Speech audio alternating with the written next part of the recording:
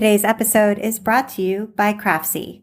Whether you're new to making or looking to advance skills in a favorite hobby, Craftsy is the place to learn. With over 1,500 classes, there's something for everyone, from knitting and sewing to baking and cooking, gardening, embroidery, quilting, and more. Visit CraftsyOffers.com today and get a full year of Craftsy premium membership for just $3. That's 97% off the regular price. Start turning ideas into projects you can be proud of. Thank you so much, Craftsy. And now, here's the show.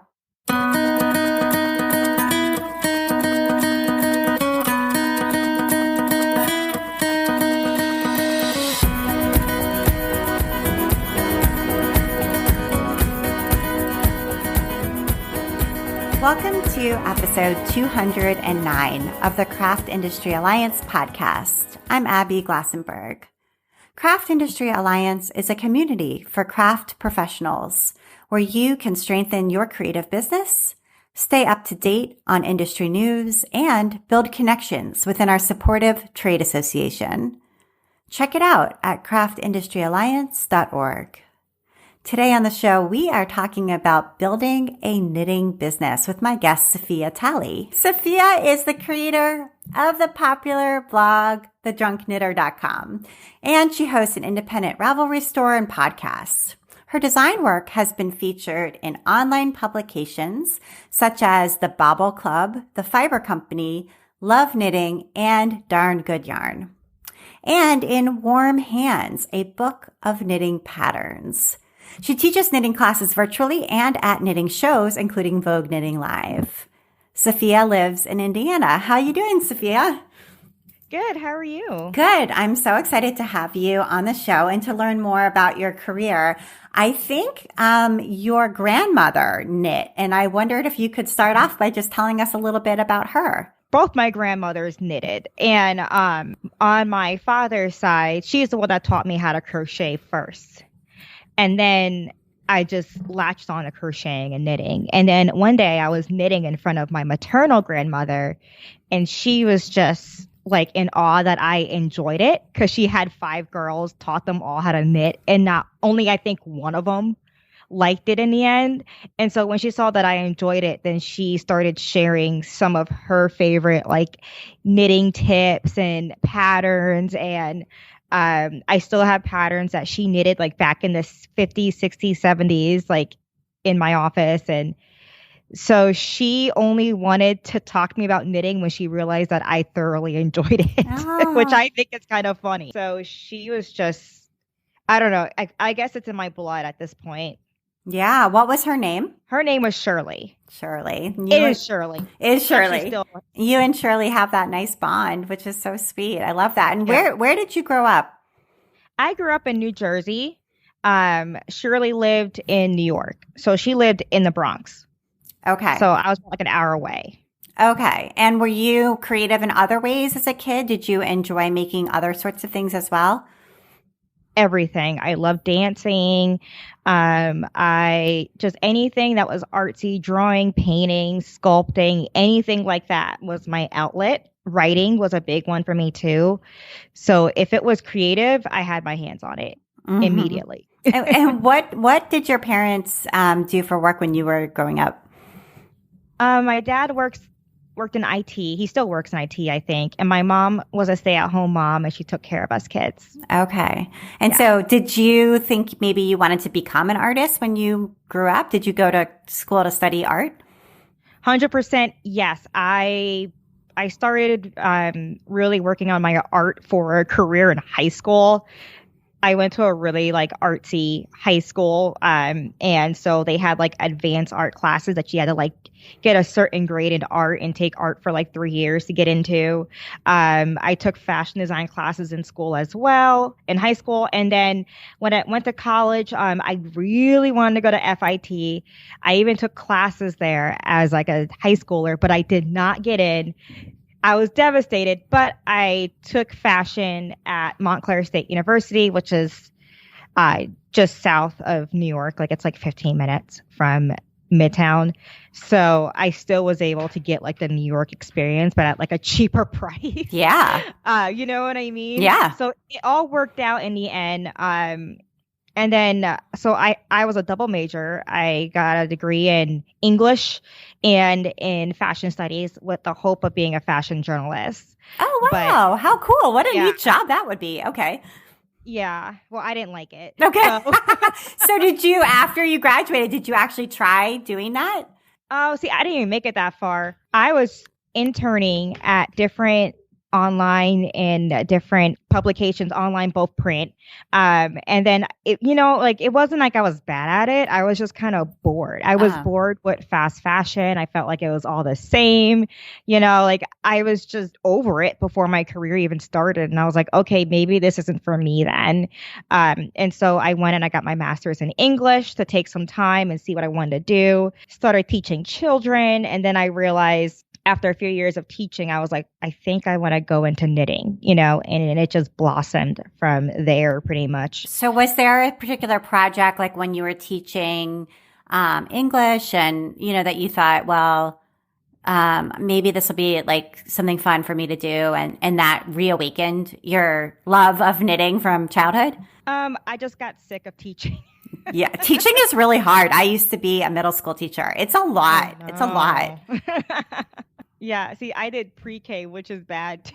Oh, pre-K. Okay. So you weren't teaching like high school English. You were teaching Oh, little, Lord, little no. babies. Yeah. Okay. No, see, I started off wanting to teach adults and then I prefer children.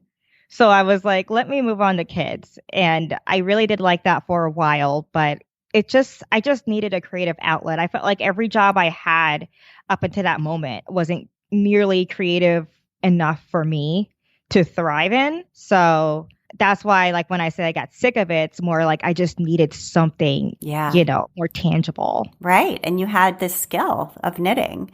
Yeah. Yeah. So was there a pattern? Like what was your first sort of pattern or what did you first sort of start doing when you returned to knitting? My first thing I did was I knitted up the Joy Shawl, which was my first paid for published pattern, like self-published pattern. It came in 2 sizes. I was very proud of it at the time. It's a crescent shawl with some lace at the bottom. It's very like easy top-down design.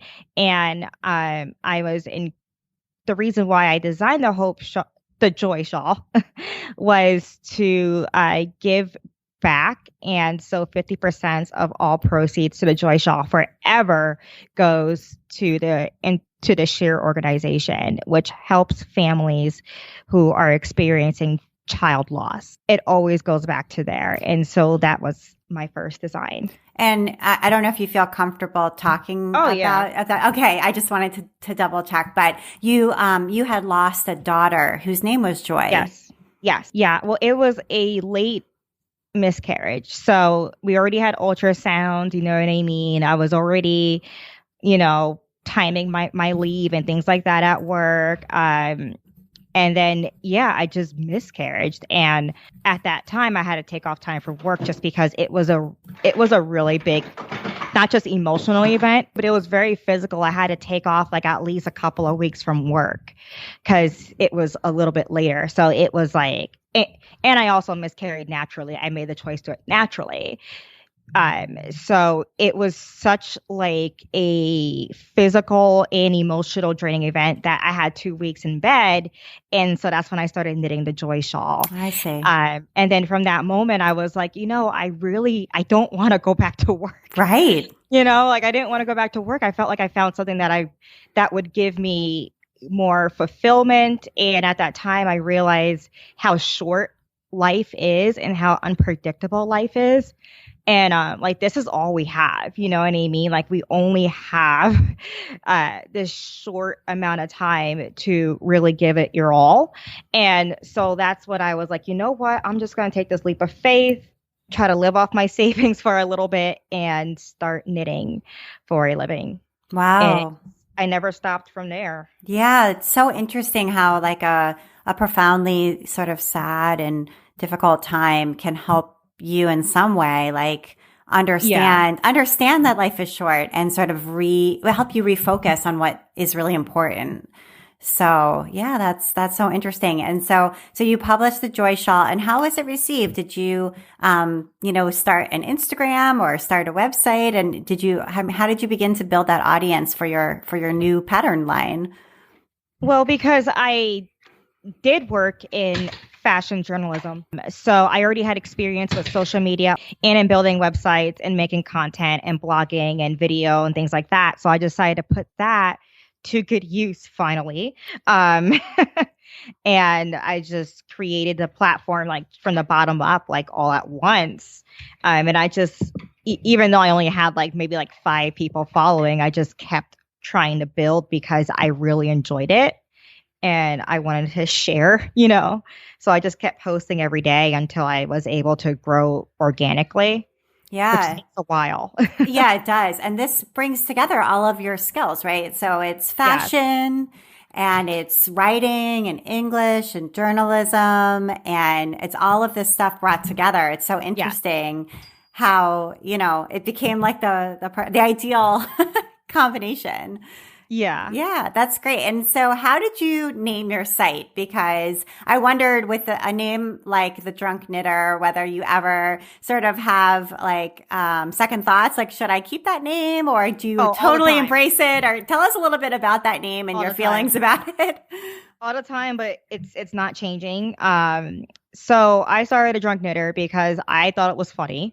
And I thought other people would think it was funny. That's pretty much the base of it. Like one day I spin fiber, and I had a glass of wine in one hand and I was spinning fiber with the other hand, and it wasn't looking good. Okay.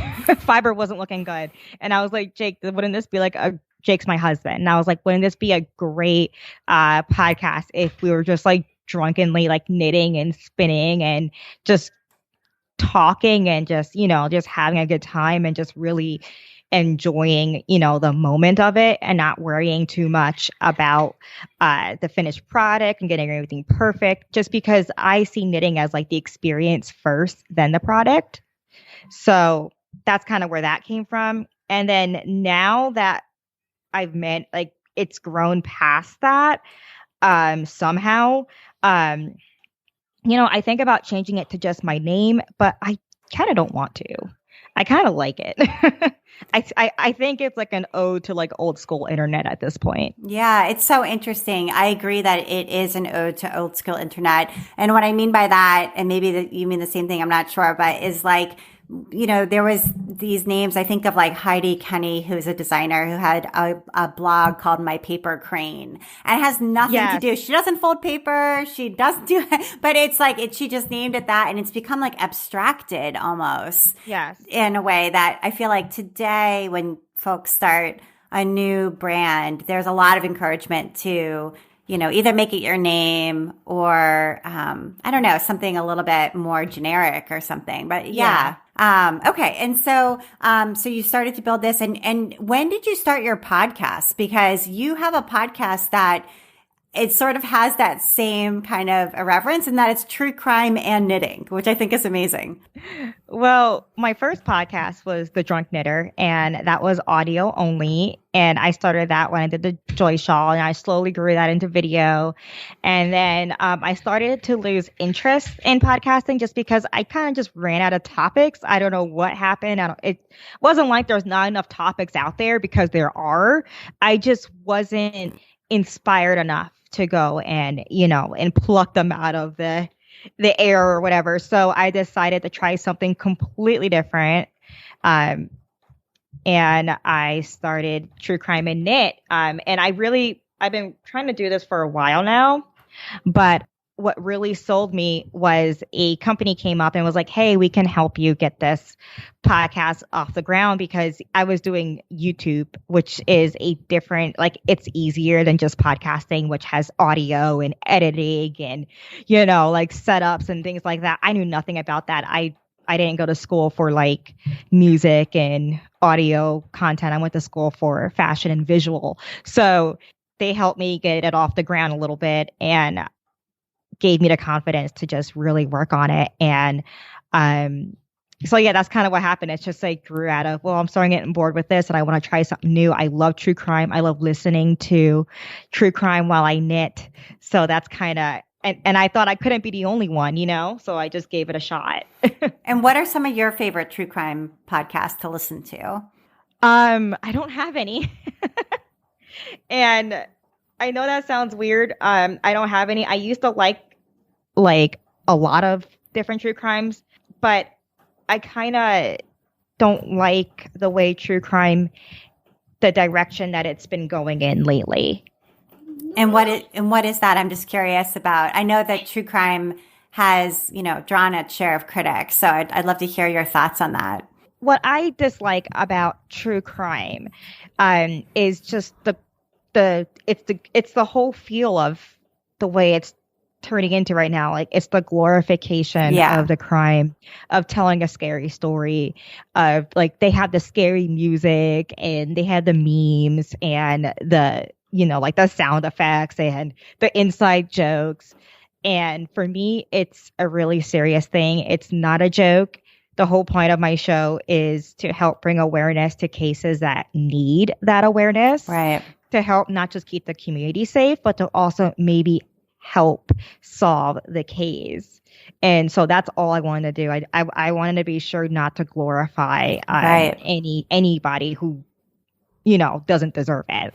So yeah, it's so interesting. Yeah. And what is the name of the company that came to help you with your podcast? Because that sounds like such a great opportunity. Yeah, it was just Believe, BLEAV. They mainly do sports, but they recently started branching out into hobby and social celebrity talk, things like that. Like they started branching more into different topics beyond sports. So it is pretty cool that they were willing to work with me out of nowhere. I want to take a minute now to talk about our sponsor, Craftsy. Here's a message from Craftsy. At Craftsy, we know making. Whether you're new to the handmade life or looking to advance your skills, we have classes for all maker levels and interests. From knitting and sewing to quilting and embroidery, cooking, baking, paper crafts, and more. Craftsy's instructors guide and encourage you, empowering you to turn ideas into realities.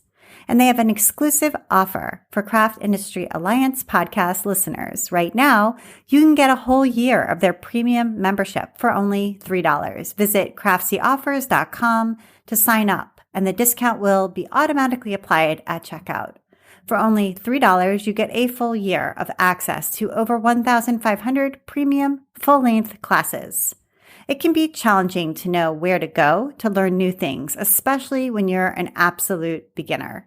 Craftsy's instructors help build strong foundations as they teach, setting you up for success and helping you fix mistakes as you go. Their enthusiasm and strong teaching style make learning accessible to all. If you're an experienced maker and looking for new challenges and fresh projects, Craftsy is for you too. From perfecting your fondant skills to tackling complex stitches, from eye-catching garden design to next steps in sourdough, Craftsy has advanced classes in all crafts from instructors who are experts in their fields. With over 1,500 classes, including downloadable patterns and recipes, Craftsy has a class and a craft for everyone. Visit craftseyoffers.com today and get a year of Craftsy premium membership for just $3. That's 97% off the regular price. Start turning ideas into projects you can be proud of. Get this exclusive offer at craftseyoffers.com. Thank you so much, Craftsy. And now back to my conversation with Safiyyah. Yeah, that's great. Yeah. And you have a Patreon for your podcast? Yes. And how is that working for you? Because on this show, we've talked to a few people who have had Patreons either on and off or successfully, unsuccessfully. So I wondered how you are liking that platform. Oh my gosh, it's hard. Like Patreon is hard. And the way I'm forever changing it just to keep it fresh and keep content up there. So what I do is I try to keep it as simple for me, but also worth it for them. And what I do is that I actually had to stop like putting names at the end of my podcast because it would just take so long to edit.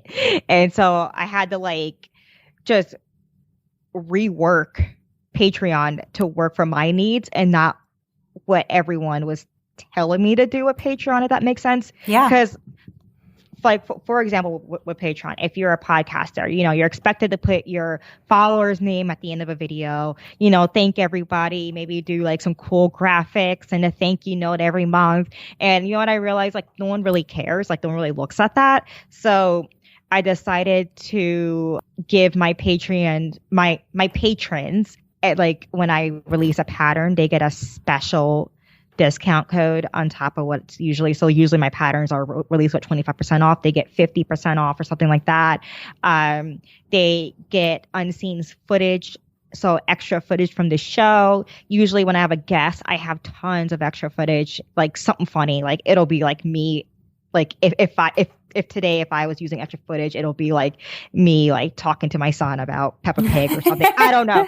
But like little behind the scenes stuff.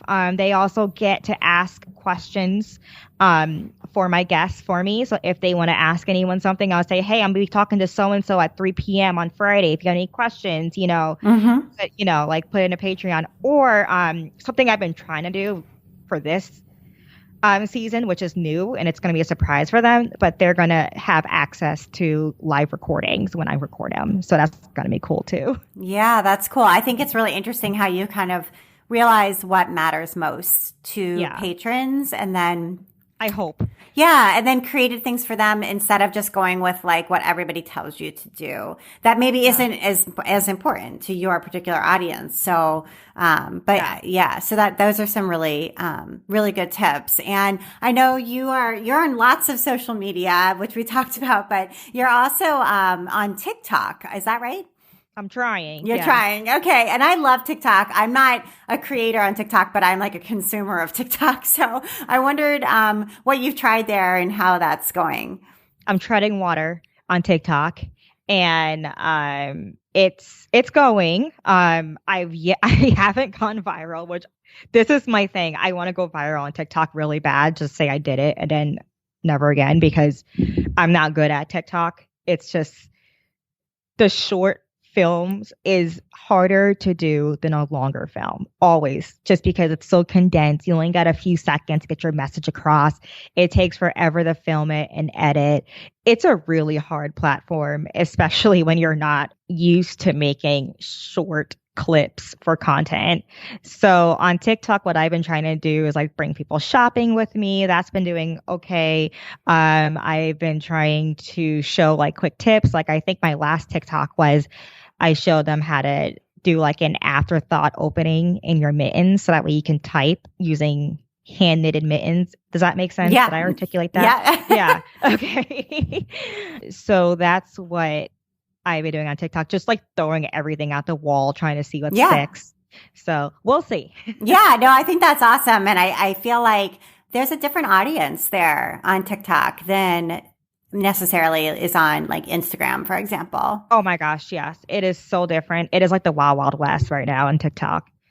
Yeah, totally. It's a younger audience and they're just people who might not ever discover you on Instagram and they'll find you there, So I hope that you go viral.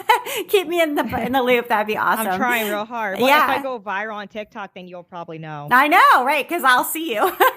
Yeah. I know that's the nice thing about it is it like caters it to your For You page. So exactly. So you get to discover all kinds of cool stuff, which is what I love about that platform. But you are also doing really well on Instagram. Last I checked, which was maybe last week, you had 22,000 followers there. So I wondered if I do? Wow. I think so. I'll check again. Let me just check one more time. I think I was teetering on like 21 point something, okay, but I haven't checked. I'm close. Okay. So, well, either way, 22,000. Tell us a little bit about your approach to Instagram and sort of how you think about it. Do you batch your photos or how are you sort of thinking about this and strategizing for that platform? Well, first, you're right. I got 22.2. Okay. I should probably know that. Second, I don't batch my Instagram posts. I tried everything. Okay. I took classes. I took one class on Instagram, like for Instagram, social media management before starting this business, like right when I was about to start it. And, everyone recommends batch posting and keeping your feed pretty. And for me, I just wanted to keep it as organic as possible. I don't know. I guess I like old school internet a lot. And the old school internet was like unapologetically like yourself. It wasn't about like having all these like filters and having everything like color coordinate. I just really wanted it to show who I was as a person, which could be a little bit messy and just like artsy and like not a lot of like thought to my post sequence. I rarely delete posts from my grid to make it look like aesthetically pleasing. Just things like that. Like I kind of just broke the rules just because at the time my podcast was The Drunk Knitter. So it was like, why would a drunk knitter be serious and have like all of these like procured Instagram posts? So, and somehow through a miracle, it worked somehow. Because I did it. I don't know. Yeah. People always ask me, I'm like, I'm the worst person to ask for Instagram But I mean, advice. maybe it's because you did keep it real and just relaxed and true to your personality rather than so like overly thought through that maybe that's why it works, it's just people maybe relate to that authenticity or you enjoy doing it enough because of that you will keep doing it, instead of getting burned out on it. Yeah. And like, I do love that. Like, I love having, that like authenticity, as you said. But the one downside I want to warn to people, if you have authenticity, is that there are a lot of brands. If you want to do brand deals, which I don't because I'm lazy, but if you want to do brand deals, they kind of look for the curated Instagram page. Just keep that in mind for anyone who's listening who wants to, try a freestyle Instagram. Like I prefer it for like longevity of my brand because it's just, I already know what to post and it just posts me. But I can see that like brands be like, like your page isn't beige enough.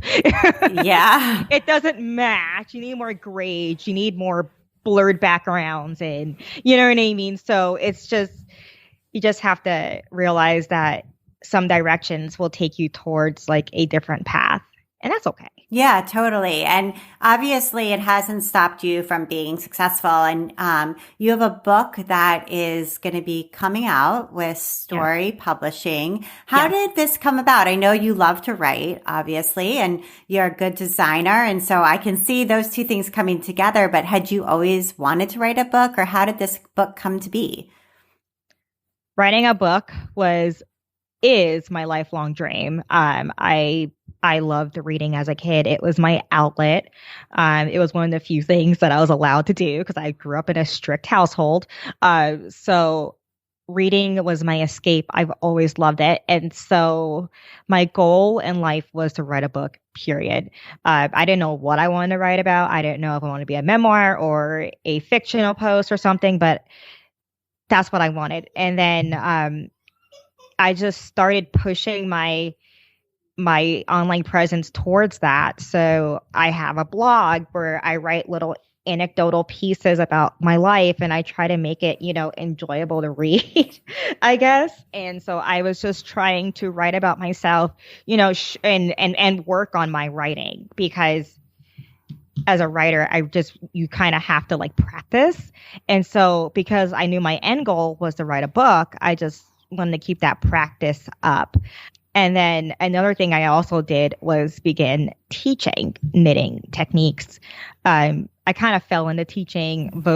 I think Vogue asked me out of the blue, or maybe I was already like on an email list for designing. I don't remember what it was.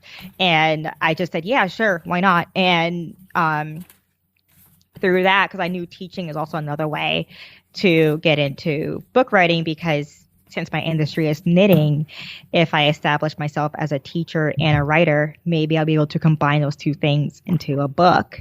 So that's kind of where all that comes from. Just trying to like find where I want to go and just pick up the skills that I needed to get there, and keep building on it and keep just making friends in the industry and, keep posting and keep myself up there, keep myself busy, until I hopefully got where I needed to be. And so how did you connect with the folks at Story Publishing? They reached out to me. Yes, they reached out to me. I had to think for a minute because this was had to be a couple of years ago now, because I think I either was about to have a baby or just had my baby. And they reached out to me and they were like, hey, do you have any pitches for a book? And me, I'm insane. I've been waiting my whole life for someone to actually have a book pitch. I sent one straight out, like without any guidance. You know what I mean? And they were like, great, here's a guideline. Use the guideline very nicely. And I was like, well, okay. At least they know I'm enthusiastic and willing to put in hours. So what was your initial idea? Was that idea exactly what ended up becoming the book? Yes. Yeah. So I had several because I came prepared because, again, I've been waiting my whole life for this. And I can't remember what any of the rest were, because the only one that mattered to me was this one that we're talking about today, which was 2 Socks in One. And yeah, that was it. That's what I wanted to write about and teach about. And so was that the class that you had been teaching for Vogue as well? Yes. Okay. Yes. So I also think with teaching, right, it's so helpful because you see in real time where people struggle. And so you learn how to explain things more succinctly and clearly. And that translates so well to writing. Yeah, exactly. And the funny thing is the first time I ever taught Vogue was in New York. So it was like being tossed in. Yeah, it's so crowded. It was great though. I loved it. Good. That's amazing. Yeah, that's awesome. Okay, so you had this idea, and tell us what is 2 Socks in One for people who are like, "What? How does that work?" Okay, so 2 Socks in One is not a new idea. Okay, like there's nothing new in knitting, but what I did was just take a bunch of tried and true techniques, to help someone knit a pair of socks out of just knitting one long tube. So essentially, the 2-in-1 method is that you just knit a very long sock, you cut it in half, and then you have 2 socks. Oh, wow. Okay. Yeah. And the reason why you want to do it that way is A, there's not much to think about. You're just having fun knitting, around and around and around. B, there's no second sock syndrome, which, okay, I suffer from second anything syndrome. I have to knit things 2 at a time. But when you knit things traditionally 2 at a time, I don't know if you ever tried it before, but it's very finicky.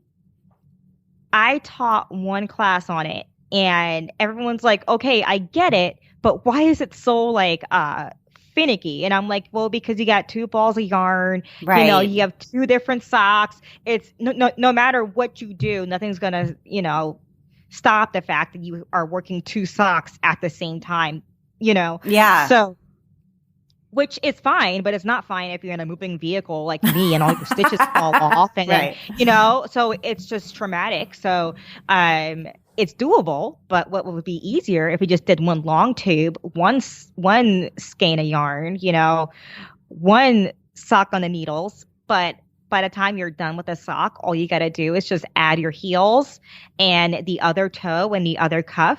And it's just different enough adding the heels and toes and cuffs to keep your attention. But it's still repetitive enough to be relaxing. So I personally love bringing socks on car rides to knit because my husband drives, because I started driving in Jersey, so he doesn't trust me. So yeah. So tell us the name of the book and when it will be out, so people can make sure to put it on their wish list now. Okay, it's 2 Socks in One, and I believe it should be out February 1st. Things are just so weird this time around with things being in stock, and COVID has really pushed the book back a little bit. So as of today, on January 5th, 2022, it should be out on February 1st. So, okay. All right. Yeah. That's awesome. And I wondered if you have any thoughts about how having a book out into the world might change things for you. Just as a person myself who's written some sewing books, like it definitely adds to your sense of self and also the way you're perceived. I wondered if you thought about like the impact, I guess, of having a book. Nope. You'll see, right, when it happens. I have tunnel vision. So all I could think about is getting it out there first, making sure it's perfect. And then I'll get into, the aftermath of that once we cross the hurdle of it being on shelves. Yeah. It's such a huge accomplishment. And then like your mom can find it in Barnes and Noble and it's just so cool. So yeah, I think that's great. Hopefully. Yeah. Right. Exactly. COVID, Yeah. COVID's been so hard with distribution, printing, and getting things shipped, et cetera. So, but my fingers are crossed for you. And thank you. Yeah. And I was laughing because we were talking earlier about Instagram, but you have this hilarious series of posts where you were knitting your husband's Christmas gift in front of him without him noticing. Yeah. So what were you making him? I made, part of his gift was a quarter zip pullover, circular yoke. And then the other part was I made a matching one for my son. And I also have one. Oh. Yeah. So we all got the same sweater, knit in about 2 months time, maybe 3. I can't remember. It's all a blur. And originally, I was going to knit it at night because I have to stay up an hour or so after he goes down because I need alone time after being with toddler and whatever. So I initially want to do that, but then I kept falling asleep. So I'm like, all right, I'm just going to knit this in front of him and he won't notice. And I thought it'd be funny to document it because it's just like I'm literally knitting this sweater that obviously isn't my size. My husband's 6 foot something. I'm 5 foot. It's clearly not for my body. And he just had no clue. Absolutely none. I just think so many people can relate to that. Like, it's just like, oh, what is she doing? Oh, yeah, she's knitting. Like, whatever. Well, the funny thing is, like, he would comment on my knitting, be like, oh, yeah, that looks nice. You know what I mean? Like, he was always supportive, but I don't think he knew, like, what I was knitting. I think I don't know if he was going through the emotions or if he just genuinely thought it looked nice on the needles. And I have no idea. And the funny thing is, he picked out the yarn himself. It was his yarn. Yeah. It's so good. I mean, talk about Instagram being real. I thought that was just like a perfect example and just so funny. So good. Yeah. And I know you have a knitting machine as well. And how has that been going?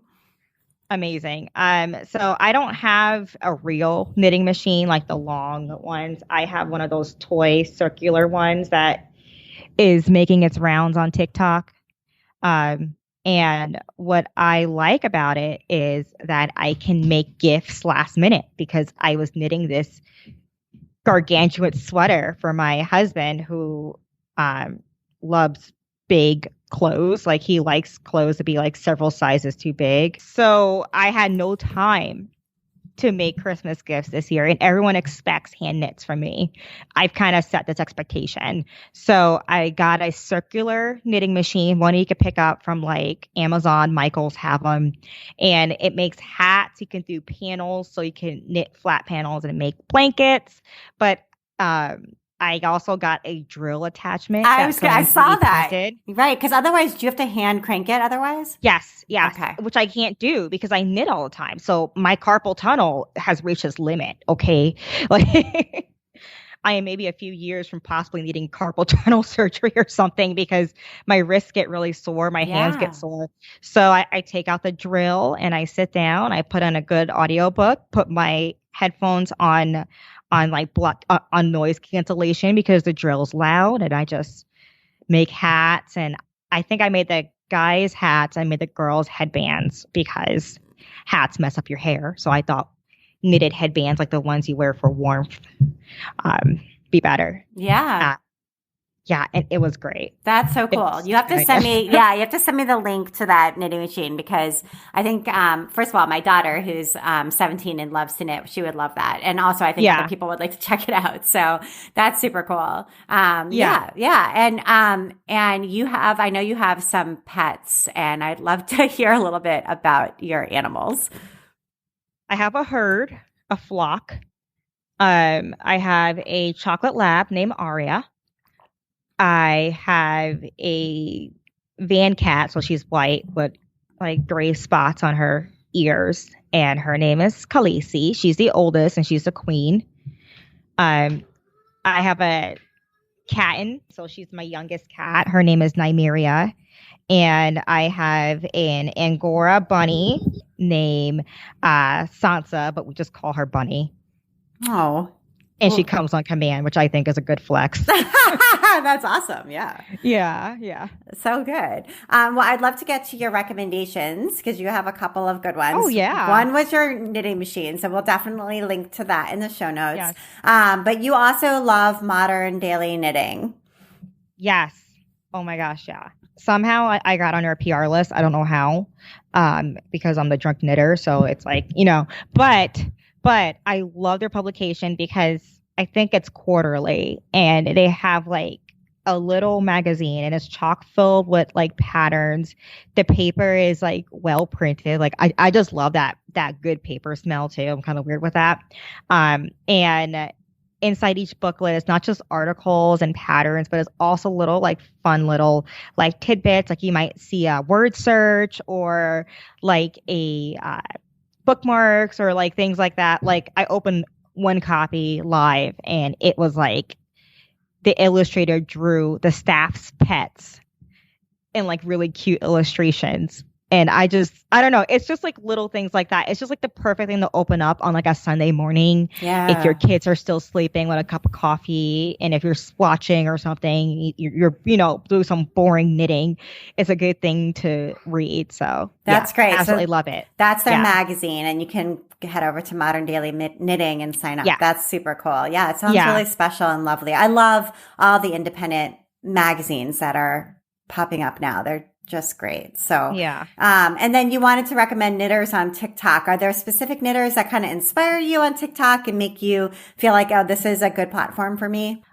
So the thing is, TikTok is interesting because it doesn't seem to show me like the same person twice. It's always like, I'm so-and-so and I made this awesome thing. And what I really like about TikTok knitting is that people who aren't necessarily part of the knitting community, like Instagram, Ravelry, whatever. They have all this time now because of quarantine and, like so many things got canceled. And so now they're like, okay, I can knit a sweater. I could finally do that thing I always wanted to do. And then and that's the type of things that pops up on my feed, particularly like, hey, I knitted this sweater because I saw it somewhere and I wanted to make it myself and I have all this time now. And so I don't necessarily see like the same person. I just see like clips of different people's knitting experiences. And I just find that really special. Yeah. It's a great way to get exposed to like other people besides, I don't know, sometimes like the craft community can be kind of insular. Like we're always seeing the same things from the same designers or, you know what I mean? And so, but there's a wider world of people out there who are just knitting hobbyists and enjoy knitting or rediscovered it recently or, made something during the pandemic. And it's great to get their enthusiasm and just to sort of get in touch with what they're doing. So yeah, TikTok's a good way to do that. Well, Safiyyah, this has been great. Thank you so much for taking the time to be on the Craft Industry Alliance podcast. I really enjoyed talking to you. You've been listening to the Craft Industry Alliance podcast. I'm Abby Glassenberg. This episode was sponsored by Craftsy. Whether you're new to making or looking to advance skills in a favorite hobby, Craftsy is the place to learn. With over 1,500 classes, there's something for everyone, from knitting and sewing to baking and cooking, gardening, embroidery, quilting, and more. Visit CraftsyOffers.com today and get a full year of Craftsy premium membership for just $3. That's 97% off the regular price. Start turning ideas into projects you can be proud of. Thank you so much, Craftsy. Craft Industry Alliance is a community for craft professionals. When you become a member of Craft Industry Alliance, you get in-depth coverage of craft industry news, the opportunity to connect with fellow professionals for advice and support, and access to an educational library filled with ideas, tools, and resources to help you as you build your business. Join us at craftindustryalliance.org. Thank you so much, and I'll see you next time.